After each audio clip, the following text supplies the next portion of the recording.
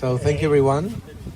Thank you for joining, and especially thank you so much, Pascal Gielen and Jaakko Pallasvuo, for making the effort to be with us from both the Netherlands and Finland, and to be part of this Inland Academy session that is at the same time the public program of a syllabus for the Inland Academy.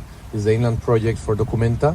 Today is still, it's not like entirely a public program, because the public program is cancelled because of COVID, but tomorrow the public program will continue. We wanted to have this session, this discussion, with your contributions, and also with Marleen. Marlies de Monk was supposed to be with us, and that would have been also more balanced in many senses and better, but Marlies' children also got ill, and it has been difficult to, she just cancelled and it was not possible to have Marlies. On the other hand, the topic is like a sort of a loose concept, loose enough to bring together two voices that I admire very much, and voices and hands and ideas.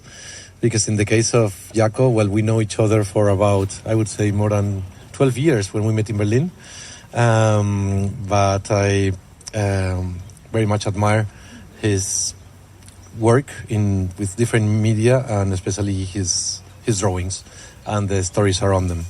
And I'm not sure how far you are familiar with the work of Pascal, but Pascal as a theorist has been developing this notion of the way in which the art functions within the post-fordism economy, and I would say that many of the ideas and ways of doing of Inland are influenced by Pascal's works, especially when I read The Murmuring Multitude.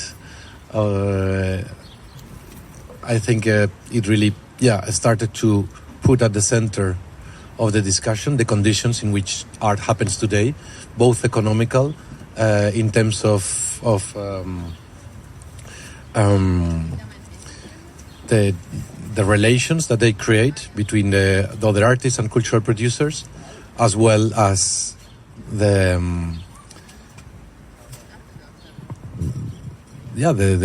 soul or the spirit of the artist himself or herself. And that's also something that it connects with the other works by Bifo and others, that somehow were in part of that symposium, the psychopathologies of capitalism, in the sense that how was affecting the cultural worker. As we know, is the post-68 idea of the constant availability of the liberation of the worker, of industrial worker, became the constant availability of the post-fordism worker, and the creative work being the most efficient form of self-promotion and exploitation of the worker somehow. And that we connect it sometimes with the condition of the post-fordist land worker or farmer, and we'll talk about that later. Maybe if we make some connection. But I wanted to maybe just throw some questions to both of you, and we can just exchange from there. Maybe you would like to introduce some of the concepts and make a little bit of the set of parameters and frame, theoretical frame that that you have been working with and made you to evolve from the initial works to the recent ones. By the way, Pascal has been so generous to share with us books that we will distribute amongst you, participants in the Inland Academy. This one is about communism and new aesthetics of the real. Fragility, very interesting, and we will talk, because this is more recent. And then this also very recently published, The Rise of the Common City, so about the question of the commons. And this one as well, that is very interesting because it talks about creativity and fundamentalisms. Very much of an issue these days in Documenta. But if you like, we can start from this broader notion of your analysis of how post-fordism applies to the condition of the cultural worker and the arts, and then we can move to other questions, if you like. Thank you so much. It's okay that I take first. it was also said to me to prepare 10 minutes. I don't know if you... I'm very rigid and I'm very bad in improvising. That's my problem. And second thing is also that indeed Marlies de Munk would normally be also here with us, would give us a little bit more gender balance, I think. But also what is again typical, who needs to stay at home when the children are sick? The woman and not the man. It's a typical, it's always the same like that. We are not a couple, just to be clear. Otherwise we made probably another decision today. But anyway, it's also maybe just to start there with the book Fragility you mentioned, that I've written together with Marlies, is exactly about this state of fragility in which a lot of people are at this moment, which is related to post-fordism, etc. But this was also written at the moment that my research team during COVID was, which is quite internationally, was collapsing because we could not meet anymore. It was a kind of destruction of a kind of social relationship. But also, even now, afterwards, I see a lot of my colleagues who get burnout. It's kind of post-pandemic situation.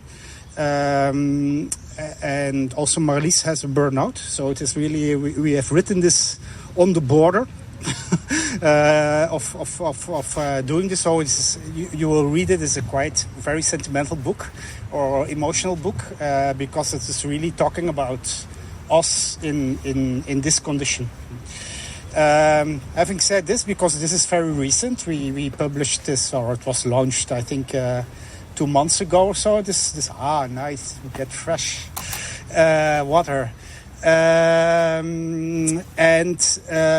But it is very much related to the book The Murmuring of the Artistic Multitude, which has the subtitle Global Art, Politics and Post-fordism. It was written already in 2009. So it is really long, and there I discuss already the whole notion of burnout at that moment. So it's 12 years ago or something like that. It's also back in the book. By the way, you can take them for free there. And if you don't have money and they are out, they are in the bookstore, and I will join you and I'll buy them for you. I'm one of the lucky guys who earn a lot of money but doing my hobby. So I'm very happy to buy you the books if you don't have the money for it. But anyway, post-fordism, this notion, just briefly, and this is quite academic. What is post-fordism about? Where does it come from? It is a response to Fordism, which comes from Henry Ford, to build cars in a certain way, assembly line, where you had fixed working hours, no mobility. You did probably 40 years the same job, putting one tire in the car, and it was standard production. All those first Ford cars, the T model, were all black. That was the kind of production assembly line way of working. Post-Fordism starts, let's say, from the 1970s with strikes in the Fiat car factories, and people want to be recognized. Also later students movements, etc., want to be recognized for their own individual creativity. They want to have also, they claimed to have flexible working hours. They claimed it themselves at that moment because it gave them, it was the whole idea, gave them more freedom. And then post-Fordism comes in. So it means flexible working hours, high mobility, so jumping from project to project. What I call not anymore flexible working hours, but liquid working hours. That means that when I'm here and when I'm on holiday, students can phone me. But also at night I can answer mails. So it's the only who decides who stops working is yourself. It's your individual responsibility, which is different from a Fordist system, where the siren goes of the factory and then everybody stops working. So it's a collective institutional decision. Now it's an individual responsibility. I always use the metaphor or the image of Modern Times of Charlie Chaplin to talk about Fordism, the guy who's connected with the machine. Maybe you see this picture for you, in the wheels hanging. But nowadays we are still connected with the machine. It's the laptop. And we can use them everywhere, in bed, everywhere. So so we are still in this kind of situation. But it is our own decision if we close the laptop or not. That's the main. And there is, of course, a lot of pressure between us. So this is typical for the post-Fordist condition. I've written already 12 years ago. And it is also maybe interesting related to also the title. I thought, what was it? Beyond Contemporary Art or something like that. I've written once a text, Contemporary Art Without Contemporary. What does it mean? Yeah. But first of all, what means contemporary art? When it comes in, until the 80s we talked about modern art. And modern art was a kind of, and I make a little bit black and white, but modern art was about having a past and going to a future. So it was a linear path. For example, also in modern art history is very important. The history, the artistical canon also, on which you could stand on in the museum, the collection, etc. So this is typical modern thinking of art. When it becomes contemporary, and it starts for me with a guy who I think led documenta, Harald Seemann, the first, let's say, one of the first independent curators, they more and more moved out of the museum. So the historical canon and also the collection was less and less important, and they start to make thematic exhibitions. But at that moment, of course, this was really making free things. At that moment, it was fantastic at that moment. But what you see now, and that's what I mean by a shift from modern to contemporary art, is that you don't, as a curator, you don't, or you look less and less in history, in depth, to say something about the future or make an exhibition about the future. You more and more look around you. What is this curating doing? What is he doing? What she is doing, etc. And then you decide what you do. Can be still an historical exhibition, but it is related. So it's very horizontal, and that's what I mean by the metaphor in the economy of ideas. You sell and discuss ideas. It's all really about an idea. So it's not anymore the material object, which is important, but the idea of a material object. And this is this decisions about having a good idea is related to very much looking around. What are others doing? I really literally say it, surfing on the flat surface in the network. And you relate to others. But when you relate to others, to distinct yourself, to make your own artistic identity, for example, at that moment, you also are mirroring the other.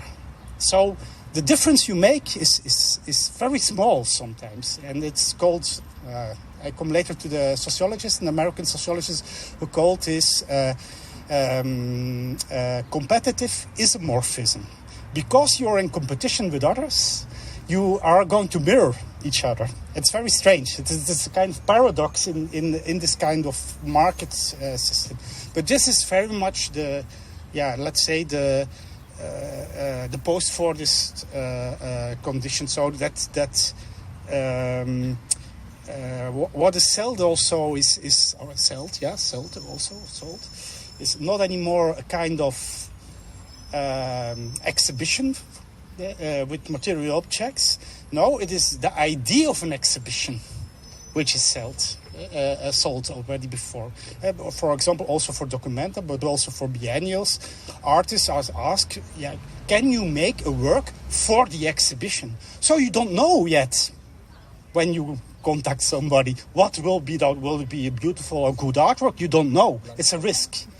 So, but this is very ephemeral, and this is the I think the system in which is, I would say, it's not air, but it is a completely immaterialization of artistic labor, and this immaterial things or ideas in the air are sold or are contracted, and this makes the whole symbolic system. So post-fordism is also very much related to the immaterialization of the artistic world.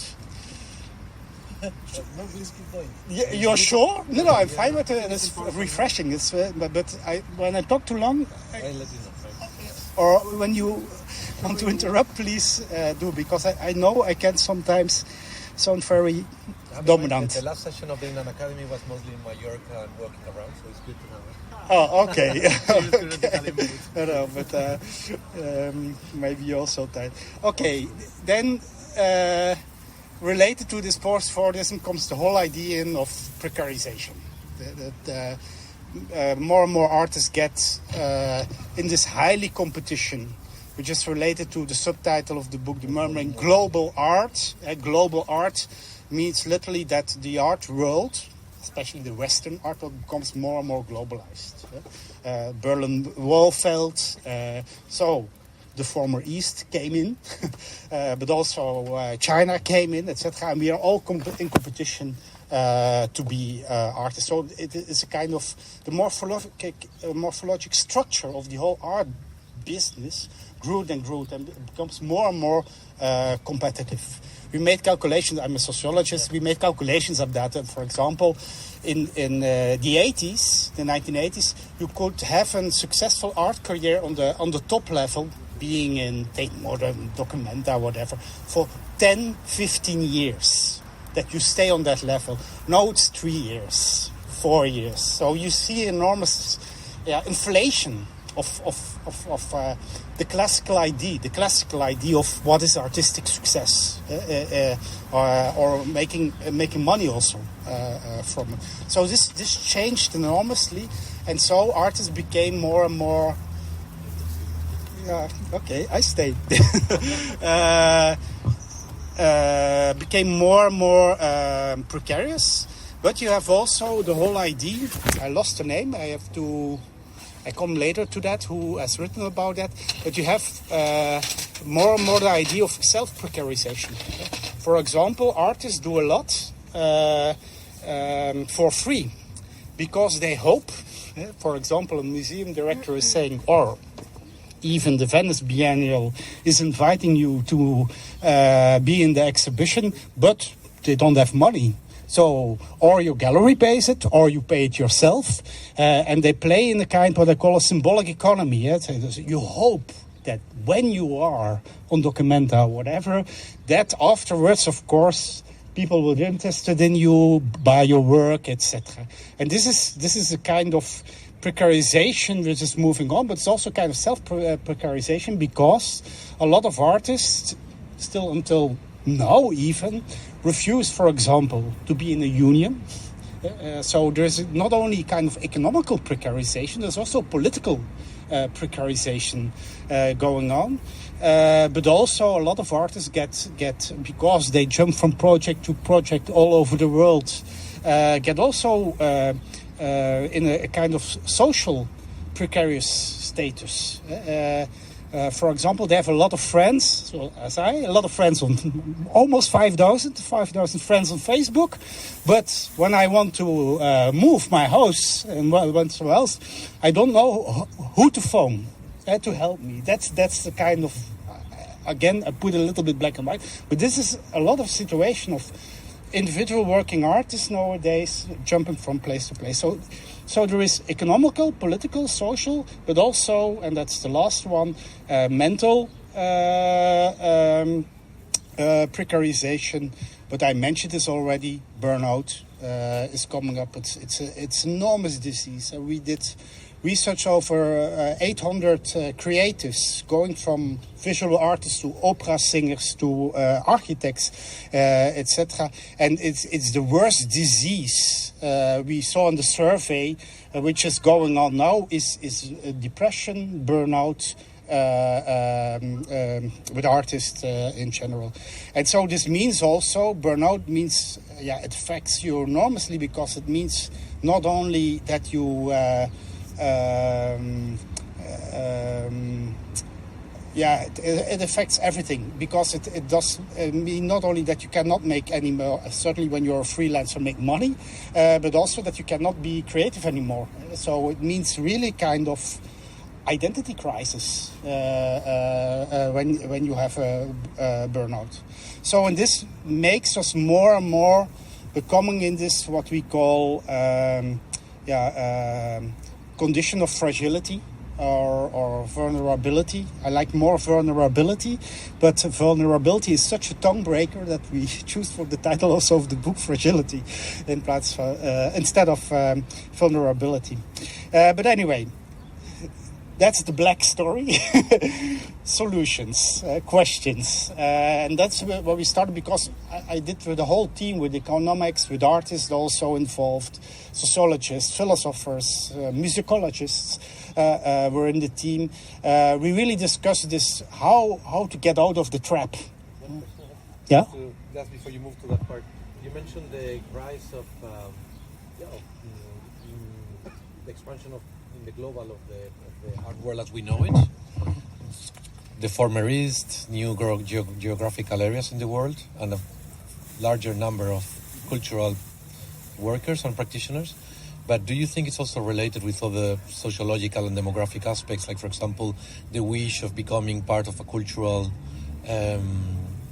sector, more privileging others, like the murmuring multitude you refer to? Is it also related with choice and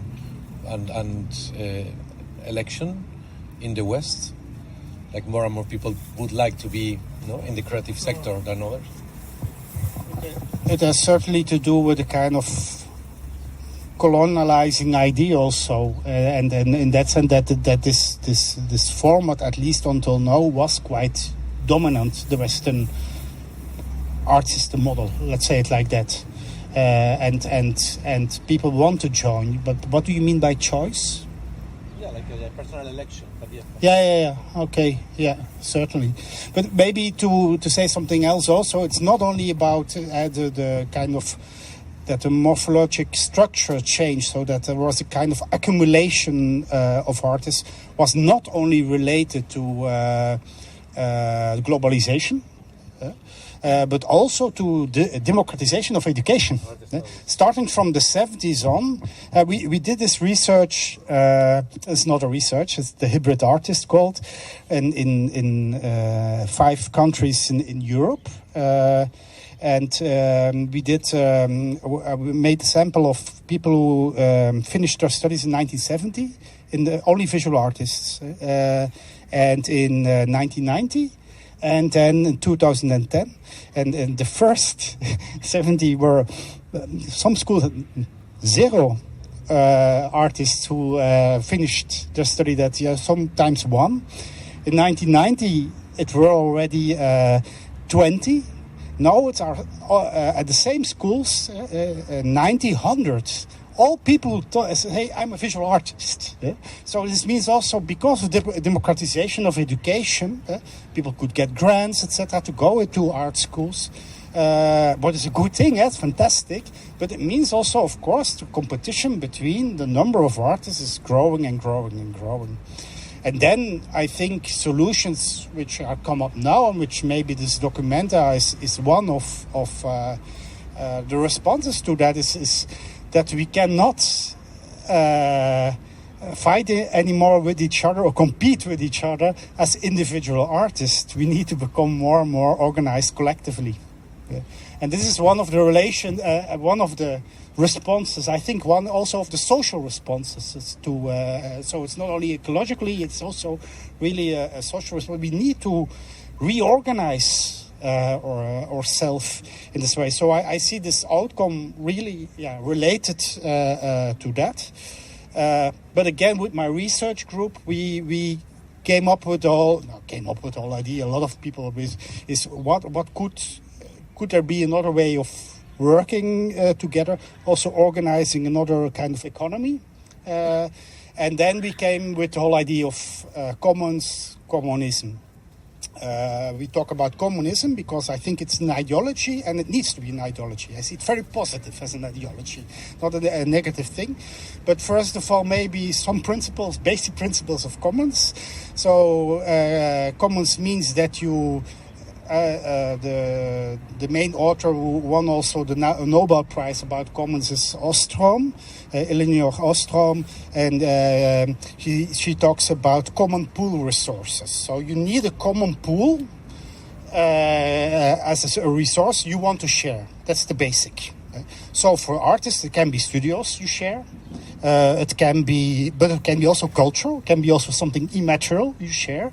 So, but that's the basic principle, that you decide to share something. So, and not make contract relationship or can be a contract, but without money involved. You try to exchange in a different way, and so this means also social relationships are the basis and not money relationships. To say it a little bit blunt.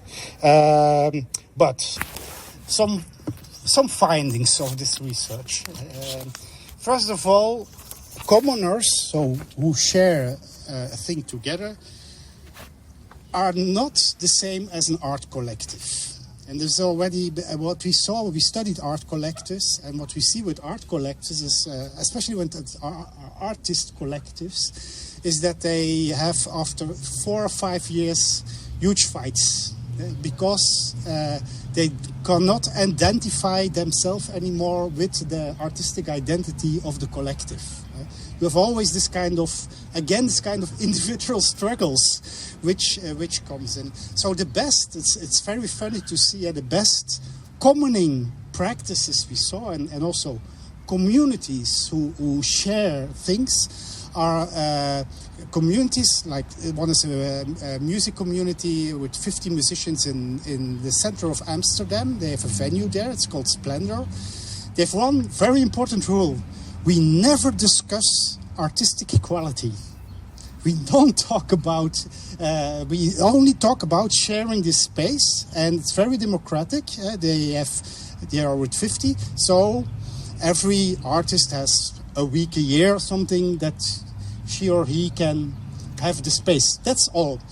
They exist now already 12 years, I think, or 11 years. They have never had a meeting. Never. It was not necessary, because they have their frame with the computer. They can put in the agenda. That's all. Yeah?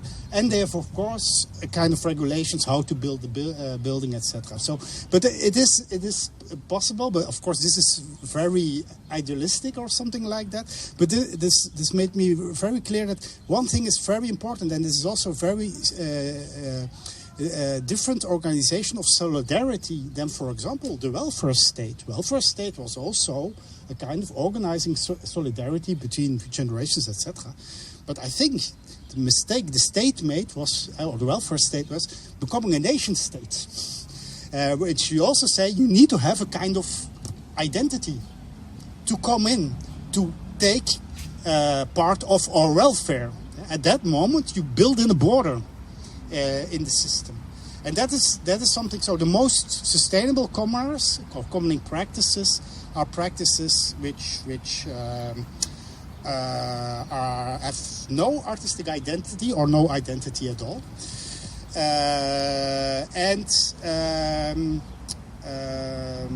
That's it.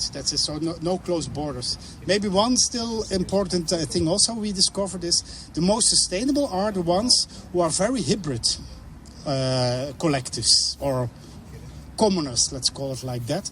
That means a commoning organization with only artists doesn't work. You need to have a kind of mixture of other professions, farmers, just to say something. People take care of health. etc. So I see much more the traditional relationship of the circus, where you have also somebody who takes care of health, etc. Not of course in this patriarchal structure, but anyway, it is this kind of familiarity which is very important, and with a lot of different roles. So the more hybrid, the more heterogeneous, the more chance to survive and to become sustainable. It's a very, you have to rethink also, your economy. Again, when you don't want to be dependent of a gallery or etc., you have to reinvent your living and your own economical system. Okay, I just jumped to some pitfalls, and also because you wanted also that I talk about care, and this is for me interesting because one PhD student of mine, Lara Garcia Diaz, did exactly research on the relationship between care and communism, or the commons, and artist practices. And she tried to see how you could build up an organization with care relationships, where care is involved in it. She comes to a very interesting conclusion, and it is, she says, from at least are her words, but also she made this other. She says this whole care model, how we use it, also in feminist theory, is very much based on the nucleus white family. And we try to this care relationships. We try to distribute them in broader organizations where we work together. For example, discussing also the care for the children when you're working on this kind of, does it come in or not? But the huge problem is when you do this, then also a huge thing like privacy comes in the organization, the working structure on the work floor, and you get huge you get almost a kind of very big brother feeling community again around you, and this brings a lot of troubles in this kind of organization. So we have to rethink about organizing care in a different way than the classical family structure. How does it go out? And until now, it is this only almost which we try to position on that. We can go. I know I go fast, but we can go later to that. And second thing, still only two pitfalls, let's call it, from this commons working. So one is this whole care structure. We have to really think about what could be public care and what could be private care and what should be. Just one example is a beautiful, it's called Communism. It's a beautiful insurance company based on commons. So that means you can be insured, especially for freelancer. You can get an alternative income when you get ill, etc. But there's one important rule. You have to convince the other commoners in the insurance that you need the money. So this means also that you have to talk about your diseases in this group. So you have a huge problem with privacy. In this is what I want to say about the problems with care. But it functions. It's fantastic. You can look up Communism. You can even insure your smartphone, etc. in it for free. Yeah? It is. You have to look how it works. It's fantastic. I don't go into in detail. But there are, of course, kind of pitfalls also in this thing. Second, common practices work with assemblies, so everybody decides. Basic democratic decision making. But who has the possibility to decide and to talk? Most of them white middle class people who have the time, who have the diploma, who can talk, who can argue, etc. So there's also kind of in this whole commoning practice a huge problem with exclusion. Because it's very much based on a kind of deliberative democracy about talking and arguing, which is typical. It's not for everybody. Last thing is incrementalism. Is the typical. It's funny, we studied I know it sounds like a cliche, but it is true. We studied a lot of commons organizations in Napoli. You have L'Asilo, for example, is a fantastic organization, and they were also in the team, the research team of me, lawyers, etc. But they also confess, they say, a lot of mechanism here functions exactly the same like the mafia. Yeah? It's also family care. And I scratch you back, then you scratch my back. So you have also this kind of problem which slips in. So you need to have very clear rules about how you function with each other. I let it there. Later on I want to talk about aesthetics, but that's something else.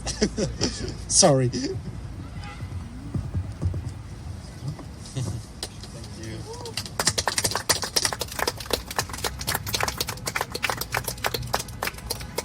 One technical quick question. Why would you refer to the ideas around the use and practice of the commons, communism, and not communalism? Because we use communalism, not communism. So I just wanted to, because of the association with the state capitalism and the communist regime and so on. But I don't know if that's maybe an English thing.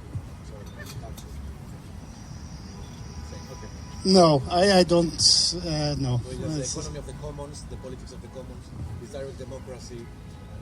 And no, I never. I have to confess, I've never thought about that. So, well, you're right. Yeah.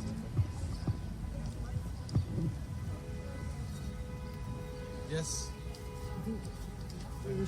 Maybe if it's related with the specific presentation. Otherwise, maybe we can hear from Jaakko and then we can go for questions. Yes, Jaakko, what is this? How this resonated from you? Because it's more of a visceral. Sorry, it's in your case. I guess it's more of a visceral as well, no? Perception of how the art world dynamics affect the individual in this case very much, and this liquefaction is sometimes also you referred to, and there were even aspects with what Pascal was explaining that I saw reflected in your work. The idea, for example, of this competitive isomorphism, no? When you refer to aesthetics that start to look like the same, and the artwork itself suffering or. Yeah, can I ask first, like, what is the time goal? Like, are we still ending at 5:30 or 4:30, or what is the end? Like, how much time do we have left? We should end at 4:30. 4:30. Okay. Afterwards, there's I want to prolong because we started half an hour later, as well, 20 minutes later. But yeah.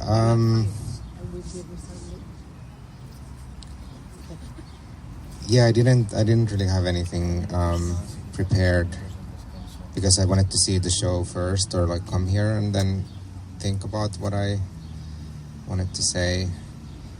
But I think, I just became more confused in a way by the documenta. I guess now I was thinking a lot about this rain, or like kind of like being in the rain, but then like trying to ignore that you're in the rain because it's like this performative situation, and then in any other situation you would just move, but then in this situation it's like, oh, I'm so like captured by these ideas that I don't seek shelter or something. And also yesterday, because there was this super crazy sunshine, like really intense sun, and then I couldn't be in the audience because I couldn't deal with being in the sun, and then that everything has so much to do with this, like that you ignore like this slight discomfort until it amounts to this burnout, or like until you can't ignore it anymore, and then your body like imposes this like revenge on you. And I guess I was just like wondering why we're doing that, because I've been also now like studying theater, and then I feel like in theater it's like actually one of the bigger things in a way, like that you're always like really mindful of, like, or not always, but very often it's like, how do people enter the space, and is there like some candles there, and what does it smell like, and if someone greets you at the door, like what do they say, and what are the rules, and how does everyone sit? Like there's so much like so much attention paid to that. But I think in like somehow contemporary art for me like really associates a lot with like physical discomfort, and that's why I'm trying to get out of the field, because I like being comfortable. But we were actually discussing it before the like this performative discussion that like I feel like I kind of also got into art because I thought it would be like this fun field with a lot of parties and like free champagne, and that I'm like a bit stupid and I have a bit attention deficit issue, but then I still want to be like seen as, I don't know, like a person with valuable ideas. But then I want to have these parties, or I want to go to the parties, and now I feel like it became like in the time that I've been a professional artist, it has become so much more that it's like this very austere, like serious job, and you have to have like really good opinions and correctly word what you say, and have this like humble dedication to this thing that is like good for the people and good for you and good for the commons or whatever. And then it's a bit like disorienting to me because I don't know if I'm such a good person. But I also don't know like why this would be like a good topic for public discussion, or why I always start dragging other people into this internal dialogue. Should we wait for the bells to go? Because yesterday the bells were also on for super long, and then we were also ignoring the bells and pretending that you can focus on the discussion, but then it's like actually kind of the attention is going to the bells. Maybe they can go for 20 minutes in a row. Okay, so that's the rest of the discussion, the rest of the panel.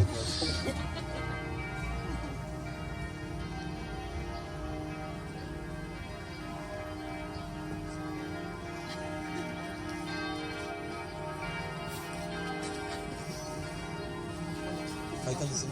It's funny because being in Germany, it reminded me when being the impact of being in a Muslim country when there is like the sin for praying that it really takes, you cannot do anything. No? It's really also irrespectful. So it's like, no, now is the time for song for pray. So. But what are the bells for? Like, why is it like? Time? Because it's not like a Sunday or something. Like, does anyone know? Can someone tell? Is it like to tell the time, or is there like a service, or like what is the? I don't really know. It's a service.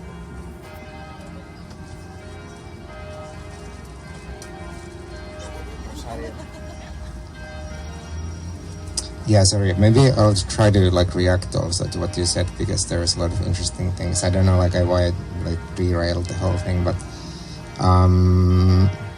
yeah, I think the idea of having your own economy and having these commons and working as it together and the stuff, like I think it sounds really good, like theoretically, but then like I don't know if I've ever experienced it working or something, or I don't really know what it would even mean to have a different kind of economy if we're all like in this kind of planetary capitalist system, and like we have all this like also kind of ecological and planetary changes that come from the way the economy is structured and stuff. Like how do you make like a different economy, and also this thing of the individual, that it's like like the human is the problem, well let's be like post-human, and then the individual is the problem, so let's be like collective. But I don't think those things get solved that easily somehow.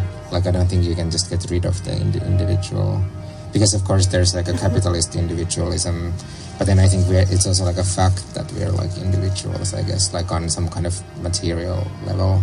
Like if you die, you like die alone, or if you're born, you just come into the world somehow, and then no one really knows why or how, or like maybe like physically you know how, but like like that why is it you in there, why is that your consciousness that is in this body is like a mystery.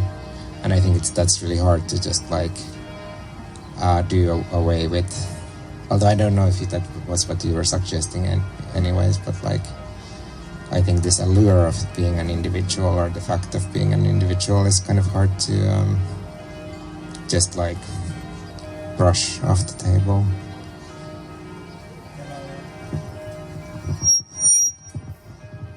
First of all, of course, there is individuality, or there are individuals. So that's not what I want to. But there is a typical construction of what you called yourself also a kind of capitalist individual, and that's something else, or a liberal or neoliberal individuality, and that's something else. And I think the phrase, by the way, I forgot the name, but the phrase you mentioned, "we are born alone and we die alone," comes from an artist. And I forgot the name. But there's a huge discussion over it, because you are not born alone. You're born from a mother. You're totally not alone. So from the start, you're not alone. So this is a huge mistake in our perception. And this is already a kind of liberal capitalist way of thinking, that you could be a self-made man, or must be a self-made man. That's the moral obligation you have in this thing. And this is literally this is ideology. So this is really indeed incorporated, and I think indeed, like I said. The whole idea of communism is only a way of trying to get out, but it has its own pitfalls, definitely, and it is certainly not. How do you say? It's certainly not. How do you call it? I'm looking for the English word. Roze geur en maneschijn. It's certainly not all beautiful and etc. It's hard work to develop other ecological systems or other economical systems also. But I think the main thing we, at least in our research, what we saw is that it's not enough. Just to say blunt, it is not enough to make just political art. It is also important that you organize yourself in a different way. So it's not only important that you make art, even with maybe a political message or whatever, but it is also important that you reorganize and reframe yourself in a situation. Otherwise, you will never get a kind of autonomous position, I mean as an organization and as a structure. And this is, I think, the important shift, what also I think collectives try to do. And again, I see more and more popping up which function, like Splendor, for example, is maybe one example, but also L'Asilo in Italy, which is more a theater house and group, not a theater group, a performing house and a venue, etc. It works. So I'm in that sense, I'm a little bit, only a little bit optimistic about that you really can make other formations like that. Yeah, I mean, I also think that people can and should do things together, but then I guess for me the question is then, like, why would it be like a professional, like one field? Because I feel like I'm also participating sometimes in this, like, for example, like anarchist things, but I think for me the point is often like that I'm not there as an artist, or that it's not other artists who I'm like doing the things with, because why would you need this professional identity in this new world?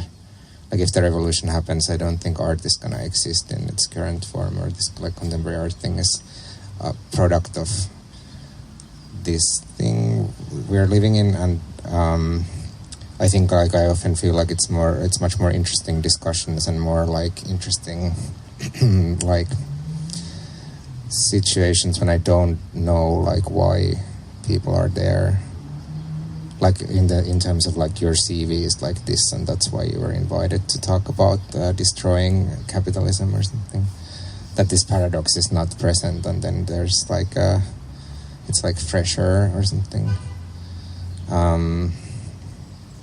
Yeah, but I don't have anything against like trying to organize in like a different way or like struggle, or like that's all good, but I just don't know maybe with what the art has to do with it somehow, I guess also for the blurb of this discussion, it said something like that art is like an industry that is affected by neoliberalism and post-fordism.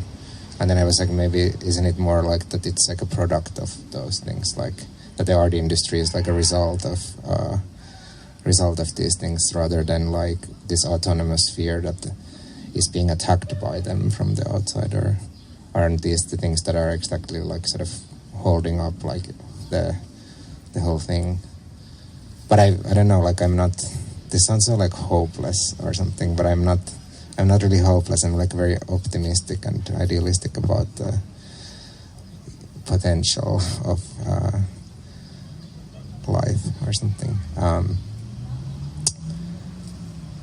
Maybe it's also just because I don't really like understand what this what contemporary art is, or I don't really understand how this art industry works, and I don't really, after the pandemic, I also don't really feel a part of it anymore. Like I've just been like isolating at home, and yeah, like I don't know. I guess I also felt kind of like this relief when it started, the pandemic, that now everything is cancelled, so I don't have to fear like that I'm missing out, and I don't have to feel inferior, and the competition is a bit like on pause. And then now it's starting up again, and then I don't like know if like I want to jump back into it or something, but then I don't, like it's just not good to just be like apathetic and not move or not do anything, or because I was interested in this burnout and depression because I think that's also kind of like a political thing, that like maybe it's a like a response to this situation where all the choices are like bad or something, that then you can be depressed, or you can just like turn this aggression inwards and like not act. But then of course it's like a super unpleasant state to be in, and then you're kind of punishing yourself for something that you didn't choose, or punishing yourself for the choices being so bad or something. So it would be nice to get out of that. But then it's also like depressing, like all this activity, like that people have to like do all this stuff all the time. Like there's something sad about that. And I guess there's also that kind of depression where you're like really functional and you're achieving the things, and maybe you're even organizing, you're in a commune and you're doing theater, but then you're also like depressed, or it doesn't like radiate to the inside. I don't know if this is making a lot of sense. It's interesting because I wonder the condition of the cultural worker, no? That it's somehow subject and reason of being for this form of functioning of the contemporary art.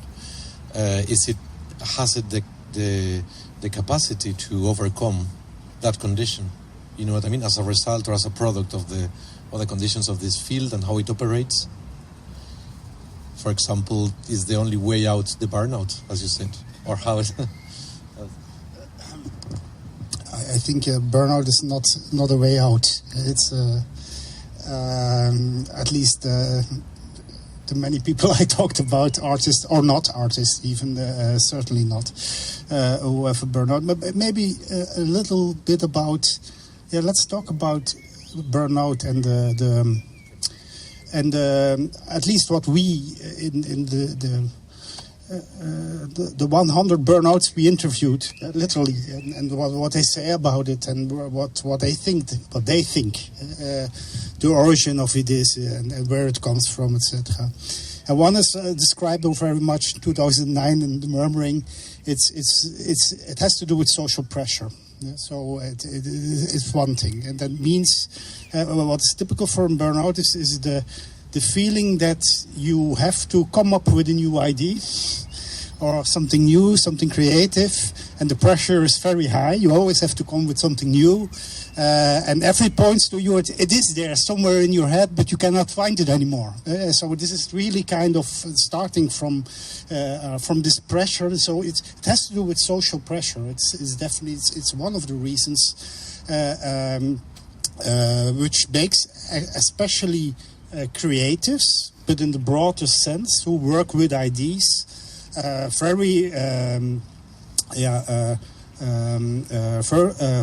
vulnerable. There is word again for this for depression or for burnout. So that's one thing. But there are other things, and that we saw, I think, and this is for me very interesting to see, which are very much related to COVID-19. What we saw there, and then you saw, in fact, the opposite. You said it yourself. It felt quite relaxed. There was, and you don't need to be anymore on the scene to be seen, to get assignments or jobs, etc. So a little less competition.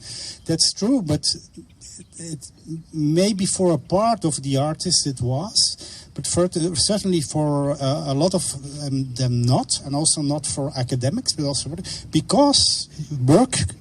At least we had the illusion that we could continue working by Zooming, by having meetings always. We got most meetings at all. And this is interesting how digitalization influences, again, our brain. It's amazing what it does. And I think we saw this literally, and it's also what a lot of research subjects we talked with mentioned is one when you have this kind of digital communication, first thing what happens is that all the talks are becoming reduced to the essence, the professional essence. So you have not anymore the informal after talk in a meeting or on a reception, opening of an exhibition, etc. Now you have only the formal thing, which is very problematic. You need exactly the informal moments to find trust, for example. Say, okay, I want to work with you. It's an interesting thing. So this is already, this is one thing. So it's a reduction of the content of the communication. Second thing, what is much more striking me is that digital communication is a kind of sensory deprivation. It means there are only two sensors you use, audio and seeing. So you don't have this kind of visceral information anymore, or total temperature, rain or not, but also if people are doing this, or so you lose. You see only the head, so you lose a lot of information. And I started to study sensory deprivation. And when you Google sensory deprivation, the first thing you get into is awful torture practices. Sensory deprivation is a torture practice, and it is literally doing that. It's making that one sense is very dominant and that the rest fades out. And exactly this is what we collectively did during COVID. It is really pushing out all the senses except audiovisual. And this made people, I think the main origin of depression and burnout is exactly this sensory deprivation. And that's why I think that physical, it's another book, it's called Nearness, a small book we made. We exactly say this, you need physical nearness, even when you find it sometimes unpleasant to socialize. I understand this, or that you need to go be part of, to be seen there and to get assignments. But even then, there is also another kind of information you need, and this is very important. I think this physical context against, and it's even a medicine. I think it's really medicine against burnout, physical nearness. I wonder if it's also because, like, I'm gonna move there, so maybe this feedback will stop. Okay, that's better. Yeah, because I was mentioning to you earlier that I'm like studying programming online, or maybe I didn't say that it's online, but I found that like very pleasurable, because it's like you just do these programming assignments and then it tells you if it's correct or not, and then you just try hard, like more like again and again until it's correct, and then there's like a chat where you can ask questions from the other students or the teacher. And then I also was like studying in this theater academy during the pandemic, and I really hated it, and it made me depressed. But I think it was also because it was like, let's do like 7 hours on Zoom, like a workshop where we just talk about Brecht or something, and then that was like terrible. But I think it wasn't so much necessarily that the digital spaces are inherently torturous, but just that I think a lot of art schools and art institutions just don't know what to do online, or how to have fun online, or how to make memes, or like how to make podcasts, and then you end up with these terrible Zoom meetings that are like torturous. I mean, maybe that's like a fucked up word to use, like, because it's such a trivial problem in a way. Or maybe it's not a trivial problem, but it's like not torture. What else was I gonna say?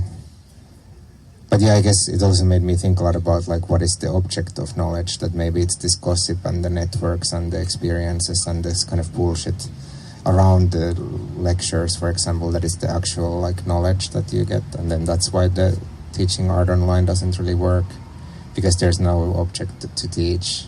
But then if you're teaching programming, then it's like fine, because you will actually learn how to program if you do the assignments online, and that there's not necessarily like an added benefit to like hanging out with the programming teachers, although it could be fun, of course.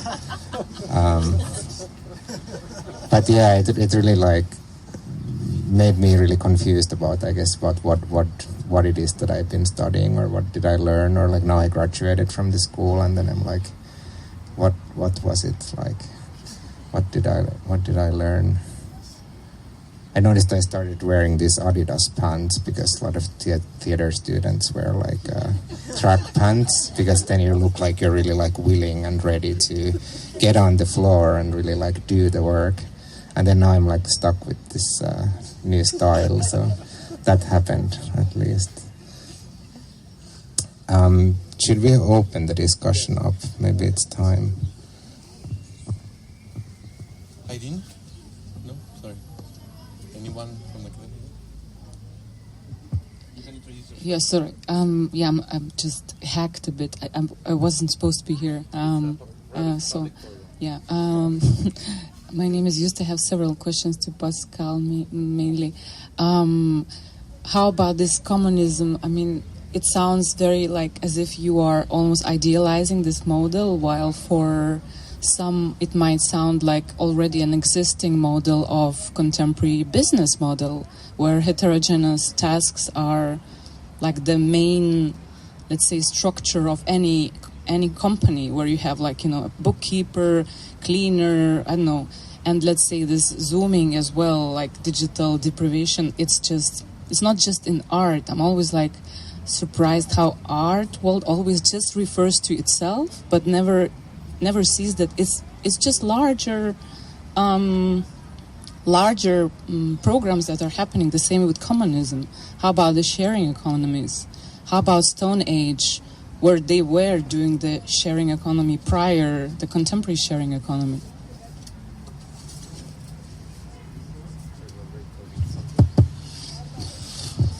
First of all, yes.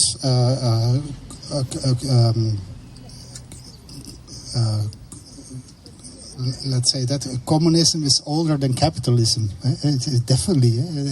The whole discussion about the commons, and the first time that word was used is in the 15th century, when capitalism came in. So it is certainly an old thing, and that's also the first thing what I always say. A lot of what we do nowadays is still a common practice. When, for example, I help my child with his homework, then I don't ask him money for doing that, but also the state doesn't pay me, so I can choose to do this. So you choose, of course, it's your child, but you choose to do this, and there's a lot of things you say you do for free. Saying, for example, to your neighbor in the morning, "Good morning," is a common practice. It's really, because nobody obliges you to do that. So it is an exchange of so there is a lot of common practices. So it's very what you said about, I don't agree when you say this heterogeneous organization is also a capitalist way of organization. Yes, certainly, it is that. But of course, the final goal is different. It's to make profit. And I think I know what the Commons is about. Is in the first place to share things and not to make profit. It is to make a good living. Certainly that. But in which you reinvest, of course. So it's indeed a more sharing economy, circular economy, which are all based on this kind of principle. So yeah, sure. But I don't want to romanticize it because there are enormously a lot of pitfalls also in working like that, which you need to overcome. Like I said already, the whole discussion of privacy is one only, but also, for example, the problem that you get endlessly discussions without doing anything. So this is also a possibility. So I don't say that it is the solution. I say it is a way to look at and to rethink things. Not more. And you have also, just to say that, you have also a lot of mixed forms between, for example, state and commoners of commoning practices, but also market and commons, like the cooperative could be one which goes in that direction. So yeah, I don't want to idealize it. I just say it's a possibility, and we need to look at it better, how it functions, how it would not function, etc. And maybe last thing, it would never work, that's also a conclusion of our research, it would never work without a state and without a market. So it's not an anarchistic system or something like that. You need regulation. Or at least a constitution, at least which say you can organize yourself for commoners. So you need a state or a government who guarantees that you can do that. Yeah, so in that sense, it's not an independent system. It can never exist like that. And you need also a market to exchange, but of course you can think to exchange under other conditions than the capitalist market is functioning now. But you need a market. But you need, I think, listening to Polanyi again, you said this, mentioned this morning, more embedded market. A social embedded market, which is also it tricks. It's a beautiful. Just one thing about this embedded markets. It's a Dutch philosopher who has written the book The Utopian of the Free Market, and he talks about before that we had embedded markets, and he gives the example. It's a beautiful anecdote when a woman goes to the market and. She wants to buy paprikas, it's vegetables, and there is a woman standing of the farmer, and the woman asked, there are no prices. She asked, how much do I have to pay for the paprikas? And the woman, the wife of the farmer, asked to her husband, how much are the paprikas? And the farmer answers, who is buying? So it depends on the buyer how much the prices of the paprika. That's an embedded market. It really means when you are more in need of it or have another status even, you need to pay more than another one. So it's also a tricky system, right? Or can be a tricky system. But anyway, that's to say there's a difference, but it is another way of thinking than we are used to. And it's sometimes difficult to get out of this, that we are all individuals, but what does it mean to be an individual or this kind of way of thinking? We are really, myself also, really in this kind of, indoctrinated. But anyway, it's kind of, it's in our genes, let's say it like that, because we are raised like that in this thinking.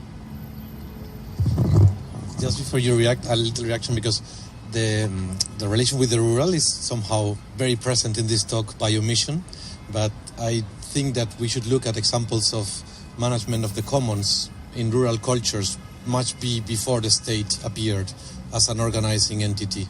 And in this case, there's evidence of self-organized commons by the communities that use them. So it can be self-regulated in that sense. Just wanted to make that. So it's not always the state, the guarantee, a regulator. It can be self-regulated. As far as I've studied on the practice. But in origin it was, and so also the commons was even before the state. Exactly that. But,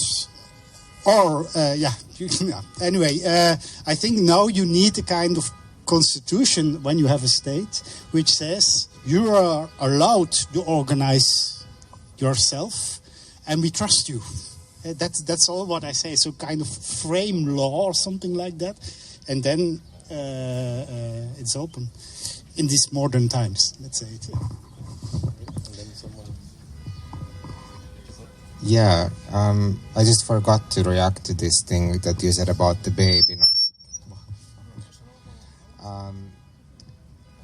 not being alone. That I think it's, well, now there's either a wedding or a demonstration happening. The church bells stopped, but the wedding horns started. They could be related to each other. But yeah, I think it's actually a pretty complicated question. Like that it's even if you're in a system of a network of care or whatever, or you have a mother or you don't, some babies also don't really have parents. People also get abandoned at birth and then they can still live in this world. But I think it's even if you have a system of care or you have parents or you have a family, it doesn't really mean that you're not alone, or because you're still alone in this experience of being a baby, and then you're with these people who decided that you're gonna live even though you didn't consent to it, and then you can't focus your gaze or lift your own head, and but then the other people are not in that situation with you. They're just witnessing it and operating or managing the situation that you are. But I don't know if it's of course it's a shared situation somehow that those people are in that dynamic together, but they're not co-inhabiting those roles or whatever. They're not in each other's heads. You can still be lonely as a baby, I guess. And I guess most of babies' lives is that you're freaking out and crying when you're left for 2 minutes, or you're constantly experiencing this traumatic aloneness. But yeah, I don't know, that's not related to anything else, but I just wanted to add that. What do you think about passing the mic for the different comments you have? But I don't know if it would be very noisy, so I don't know if... I had Nikki, and who else? Antonio, and Jen, and Mariana. So I made an order, but... Oh, okay. That's okay, we can flip it. Because I saw the hands first, that I don't know if you were... Mariana was the last. Honestly. I'll try to formulate a question, but I had too many carbs today, so it's a bit of a brain fog going on. Or maybe I'll just comment. I don't know. We'll see along the way. I think we have been hearing a lot about how collectives are really important and how you can also create a different economy with collaborative movements and then what was really interesting when we had the conversation with Juan Gruber the other day was how do you actually organize yourselves within these collectives, and how do you maintain that self-care within the organization itself, and because that's also a lot of work, and how do you gather that amount of strength when you're maybe burned out, when you're not able to actually work, or I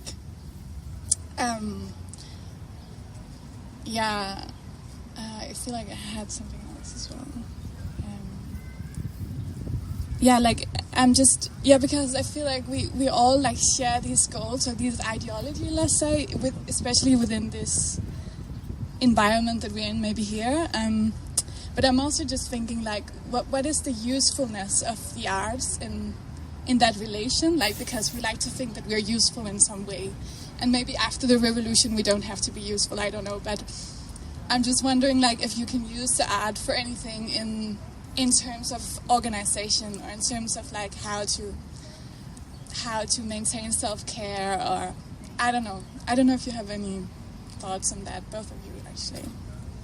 Yeah. You can pass the mic and we'll take all the questions.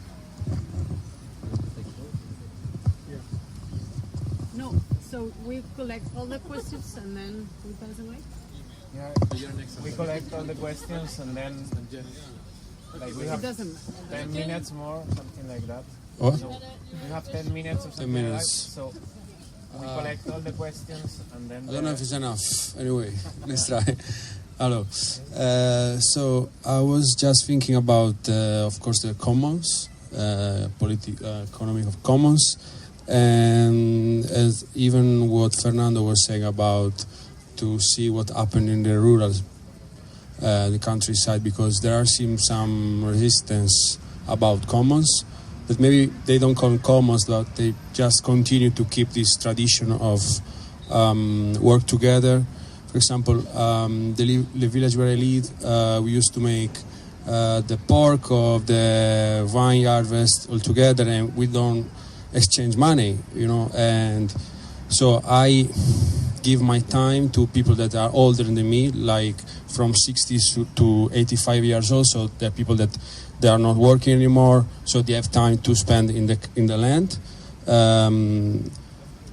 I am a freelance, so I have to work too. But when we harvest and when we do some work, I used to participate and to give time to them. So it's like, there are still this kind of situation or examples.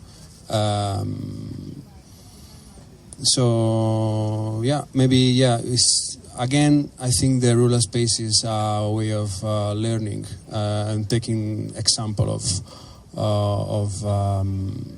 this kind of stuff. It's like that.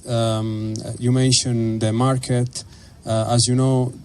The urban space, the city as we know now, which is going to collapse very soon. It starts with a market, with a centric point, which is the market itself. So exchange of money and product. So just this little reflection could be a really big reflection, but just to again and again mention that there are still resistance in the countryside, and we have just to learn from it.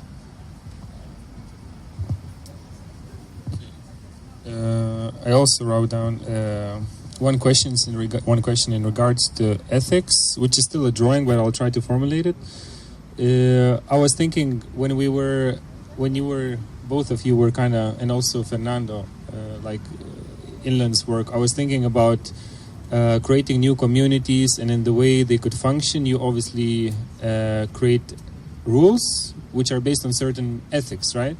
But often those ethics are also displaced from different contexts. So you kind of borrow one part that kind of fit your way of working from one context, then you take it from the other context. So you kind of displace certain strategies for engaging or ethics from different contexts in order to combine this kind of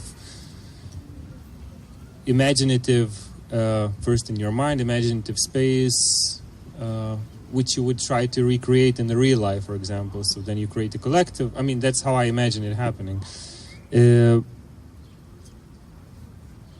So my question is about instrumentalization of ethics from different contexts. Because I personally also sometimes feel like, for example, my generation, the ethical education that we're getting is very different, for example, at least in my case, from my parents. And it's already like when you bring back the knowledge back to the context that you're working in, it's being refused. So I'll try to wrap up the question, which would be about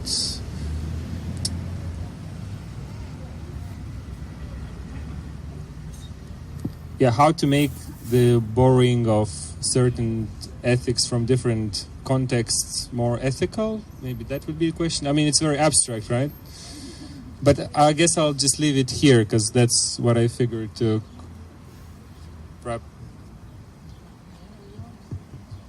I think the questions are not like you can use. No, but I had more like a personal question, and probably it's better if you respond to. Now that you have the mic. With personal questions, you don't ask at the mic. Yeah, I'm a bit hesitant to ask, but you wrote a book about it. And I just wanted to, I can maybe also ask you if you want a response. But I wanted to ask you what is your fragility?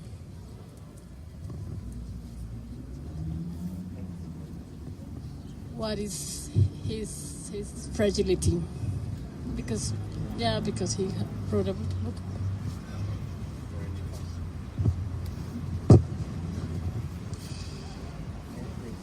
I have 4 questions to. We have 4 questions to answer. Let's start with the last one. Let's say I have a lot of fragilities, but one came up with the writing of the book, and especially in the discussion with Marlies when we were making the book. For this book, I took the lead. We discussed this, and somebody writes, and another one jumps in, etc. So I gave my first draft to her, and she said, You're writing about fragility, but your text is totally not fragile at all.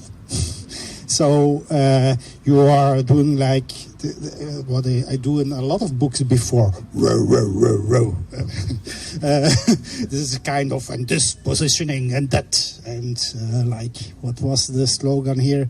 I've seen this a lot in this documenta also, this style. This which is my own style, so I don't blame, but or is a little bit my own academic style, but it's also not an academic style. This meaning, like for example, what was it?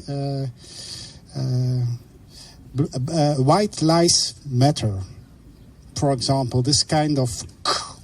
This kind of, and then of course, as an academic, I have to do the right references with it, more macho.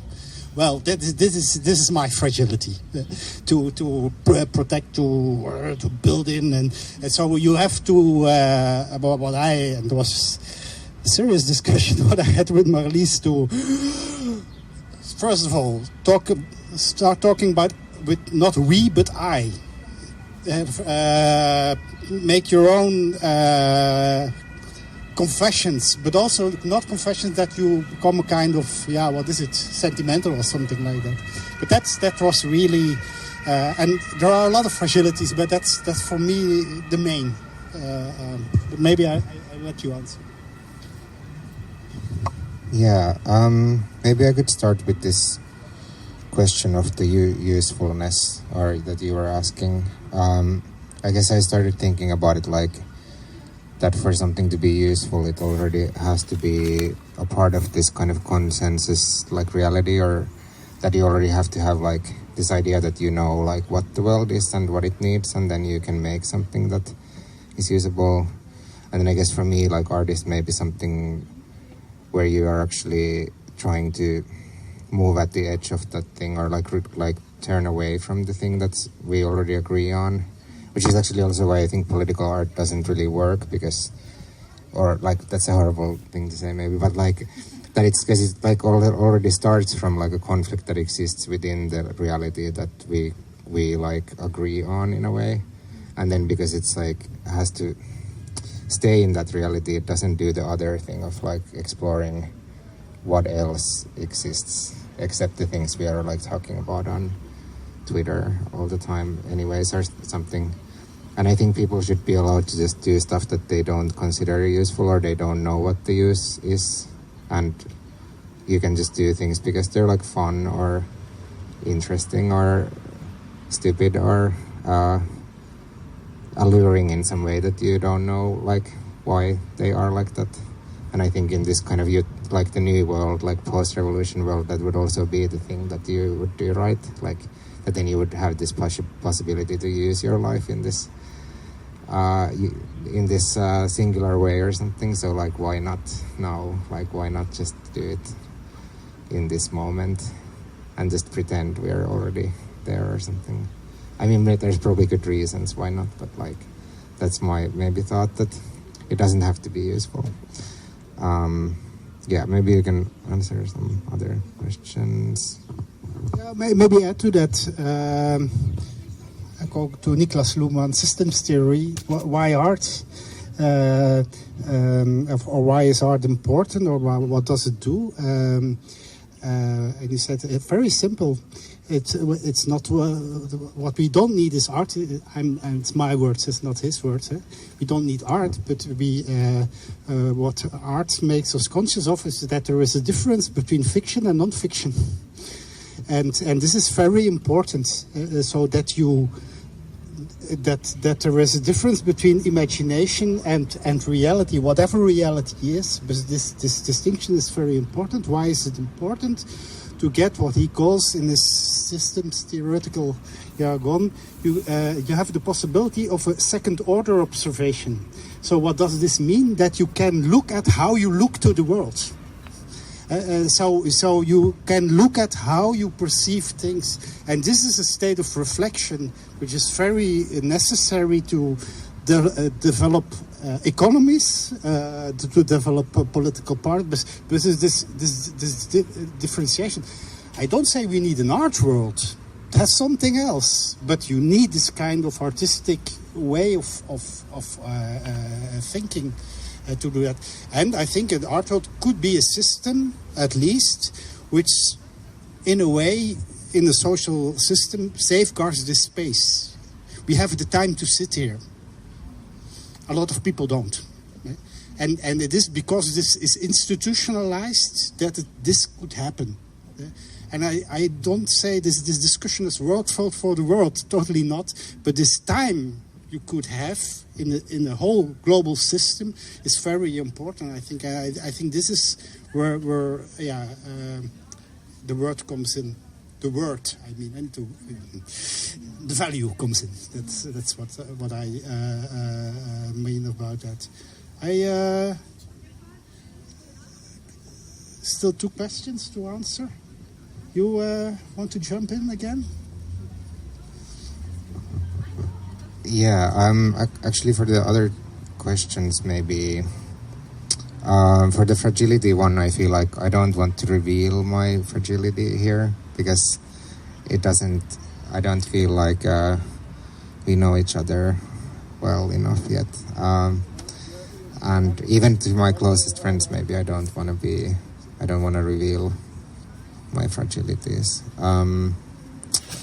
And then for the ethics one, I would say that I actually have really like big problems understanding what the word ethics means.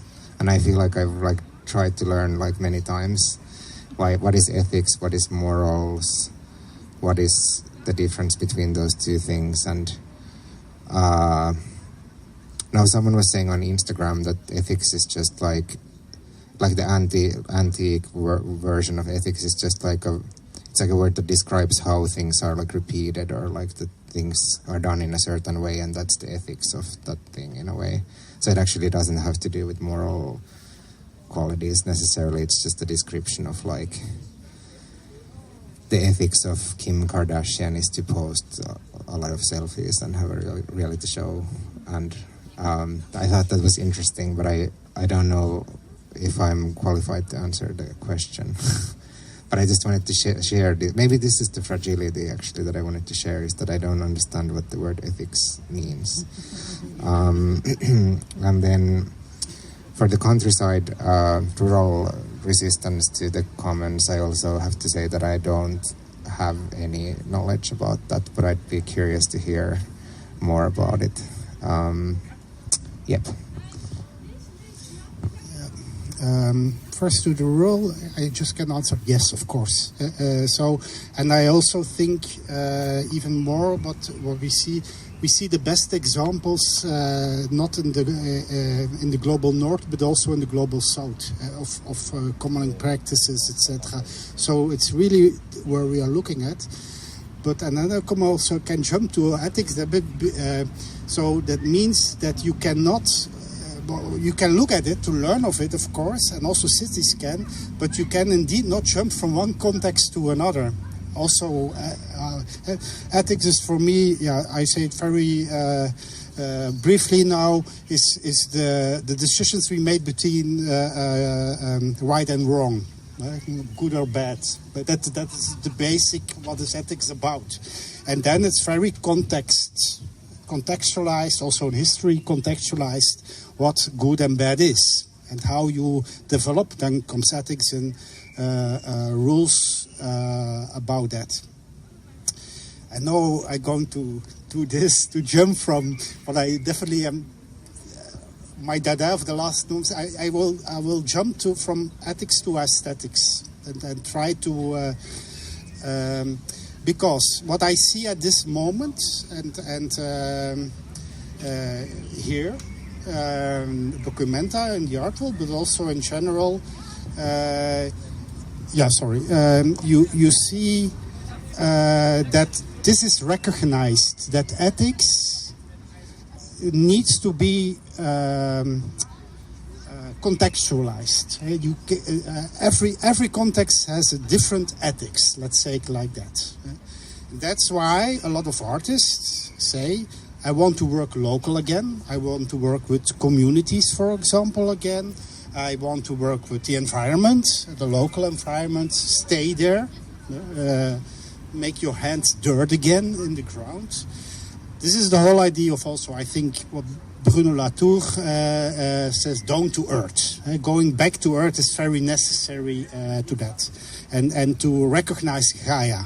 This is the whole thing. So I call this, we need a kind of situationist in situ art. Call it like that. Something, looking at the situations, what is the ethics there, etc. It's very necessary. I think this is, the whole documenta represents this. I think we need to go further. Because this localization has several problems. I think one is it cannot scale up. That's a problem. It's a discussion. And so how communicate again on the global level and make struggles there? And how can you do this? This is discussion and be a fighter. But I think, and that's what we cannot lose our mind, I really believe, and then I stay a white, Western, European, Eurocentric thinker. I think we need also universalisms. And I think one universalism is fragility. It is the recognition of that we are all fragile, and also not only humans are fragile, but also nature is fragile, etc.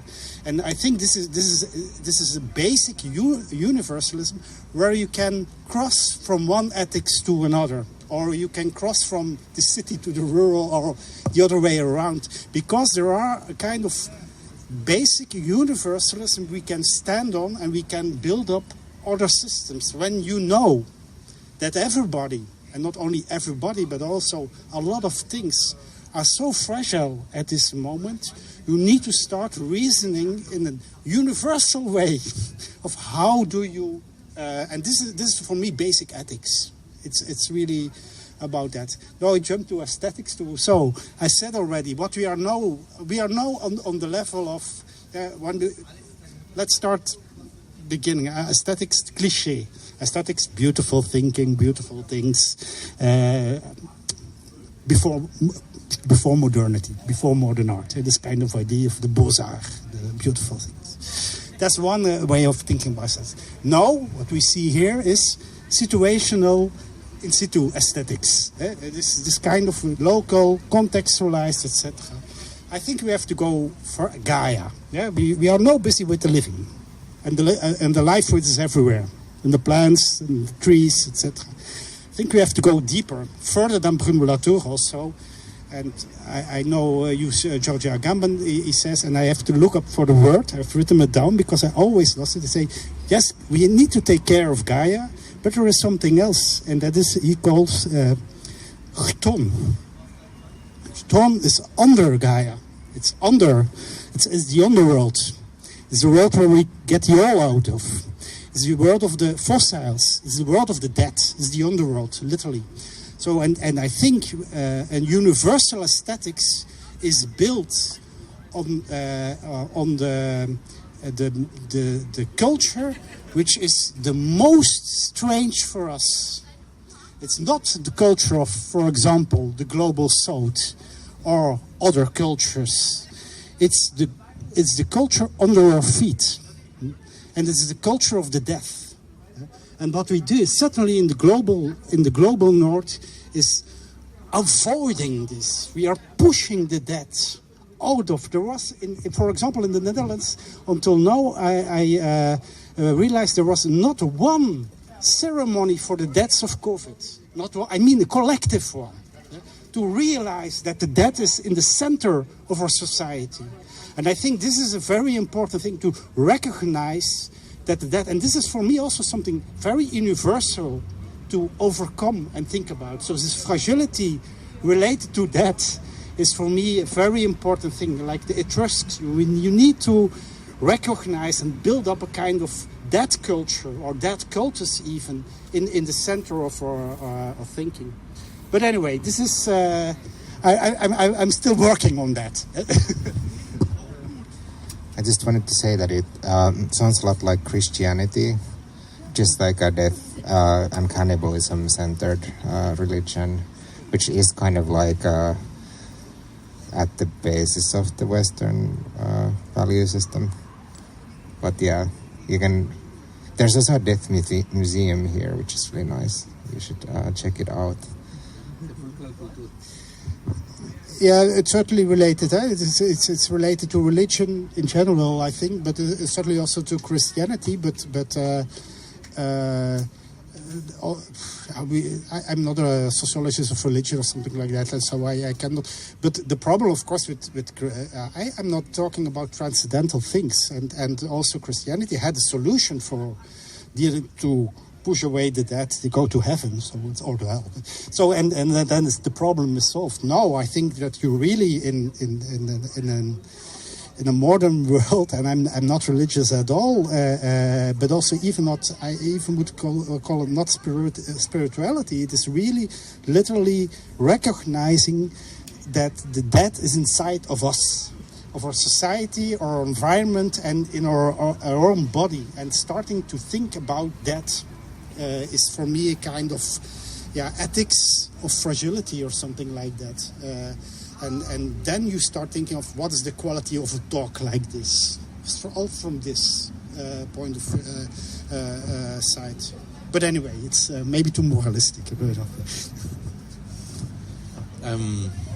Unless anyone wants to comment or something, I think that there are also opportunities to continue the conversation, both in the space, because Jaakko today very kindly contributed to the exhibition with another piece, so the exhibition also will be growing, and it's a very special one. It relates also to the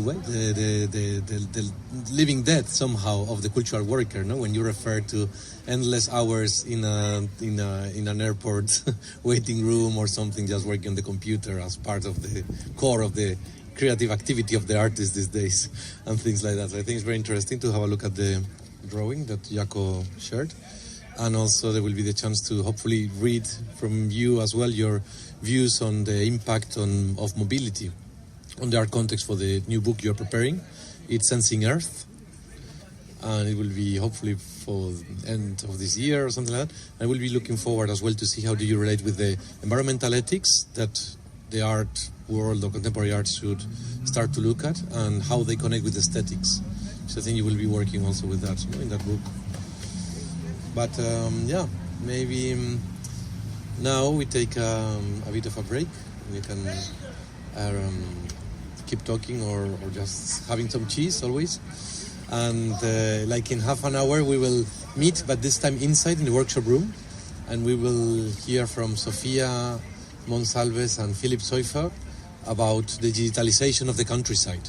So actually it's very much related with this idea that there are problems we see, like as you said, that are not belong only to the art world, but to other spheres as well.